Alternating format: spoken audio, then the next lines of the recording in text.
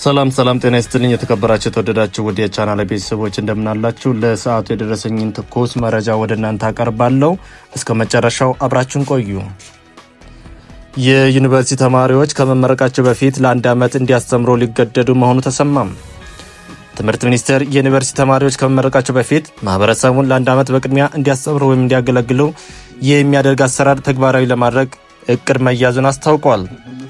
ትምህርት ሚኒስቴር ብርሃኑ ነጋም ዛሬ መጋቢት 4 ቀን 2017 ዓ.ም በህዝብ ተወካዮች ምክር ቤት የሰው ሀብት ልማት ስራ ስምሪትና ቴክኖሎጂ ጉዳዮች ቋሚ ኮሚቴ የ12ኛ ክፍል ሀገር አቀፍ መልቀቂያ ፈተና የተማሪዎች ውጤት ዝቅተኛ የሆነበትን መንስኤ በተመለከተ በቀረበ ጥናት ላይ ውይይት ሲደረግ በዩኒቨርሲቲ ተማሪዎች ላይ ስለተያዘው እቅድ አብራርተዋል።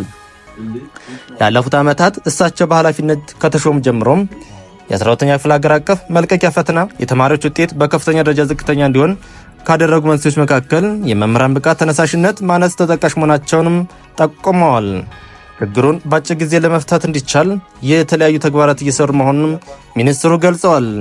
የኢትዮጵያ ዩኒቨርሲቲ ሰርቪስ የሚል መጠሪያ የተሰጠው አሰራር ከ2019 ዓ.ም ጀምሮ ተግባራዊ እንዲደረግ እቅድ የተያዘ መሆኑን የገለጹት ሚኒስትሩ በ4 ዓመት የሚመረቅ ተማሪ የ3ኛ ዓመት ትምህርቱን እንዳጠናቀቀ ወደ አስተማሪው ማህበረሰብ ተመልሶ ለአንድ ዓመት የማስተማር አገልግሎት ይሰጥና እንዲመረቅ ይደረጋልም ሲሉ ሚኒስትሩ ተናግረዋል።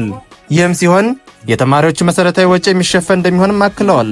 ይህ አሰራር ለተማሪዎች ለራሳቸው ተግባር ትምህርት እንደሚሆንና የበለጠ እንዲበስሉ እንደሚያደርጋቸውም አክለው ተናግረዋል።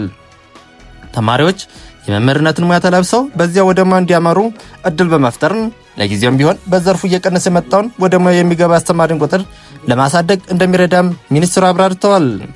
በቅርቡ በመምህራን ላይ በተደረገ ግምገማ 100 ሺህ የሚደርስ የመምህራን እጥረት መኖሩን መታወቁ የተናገሩት ፕሮፌሰር አሰራሩ በከፍተኛ ደረጃ ያለውን የመምህራን እጥረት እንዲቀንስ የበኩሉ እንደሚወጣ አስረድተዋል። ወደ መምህርነት ሙያ የሚገቡ ሰዎችን ክፍተት ለማስተካከል ከተያዙ ዘርፈ ብዙ የማትኪያ ስርዓቶች አንዱ መምህራን በአገሪቱ የፋይናንስ ስርዓት ውስጥ የራሳቸውን ድርሻ እንዲኖራቸው የኑሮ ውድነቱ እንዲቋቋሙ ለማድረግ የመምህራን ባንክ ማቋቋም አንዱ እቅድ መሆኑን አንስተዋል።